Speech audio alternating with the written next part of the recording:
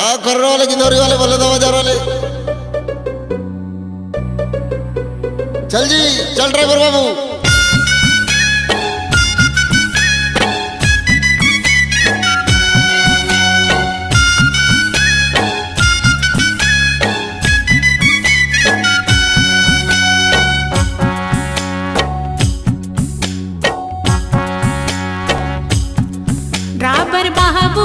Driver बाबू गाड़ी धीरे चला, ड्राइवर बाबू गाड़ी धीरे चला, ड्राइवर बाबू गाड़ी धीरे चला, ड्राइवर बाबू गाड़ी धीरे चला। हल्ला न कर चुप रहना, हल्ला न कर चुप रहना, दुरिया हवे मोला जाना। ड्राइवर बाबू गाड़ी धीरे चला, ड्राइवर बाबू गाड़ी धीरे चला। हल्ला न कर चुप रहना, हल्ला न कर चुप रहना, दुरिया हवे मोला जाना। ड्राइवर बाबू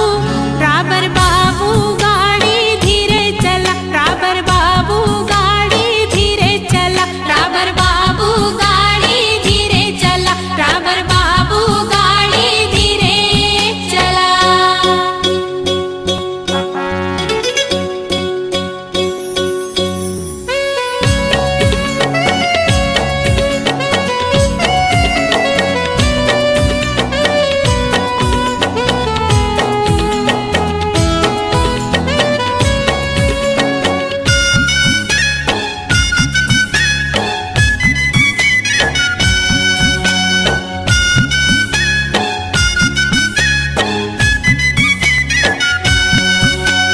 अब्बर डरा थस तैहा गोरी, कौन गाँव तैहा जाबे ओ, अता पता तय बता दे वो गोरी, घर तक तोला छोड़े आहूं।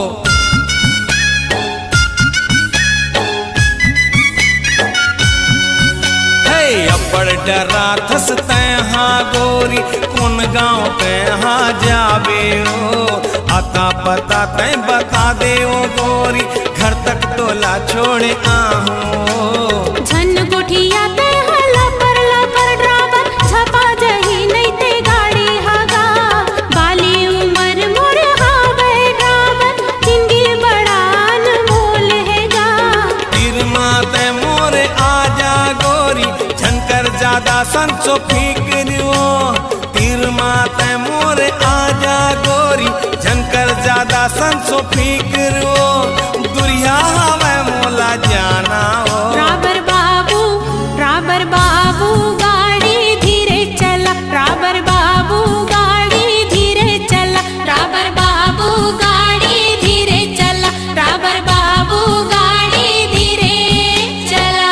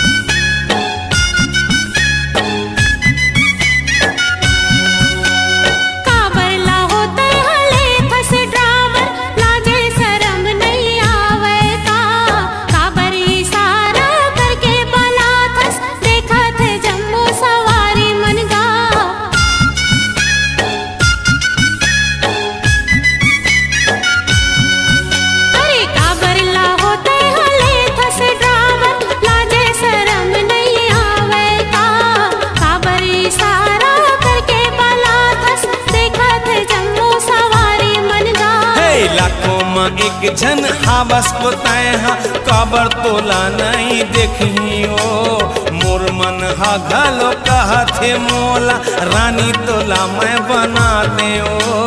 तीर माते मोरे आजा गोरी, झनकर ज्यादा संसो फिक्र ओ, तीर माते मोरे आजा गोरी, झनकर ज्यादा संसो फिक्र ओ, दुरिया हवे मोला जाना ओ। ड्राइवर बाबू गाड़ी धीरे चला,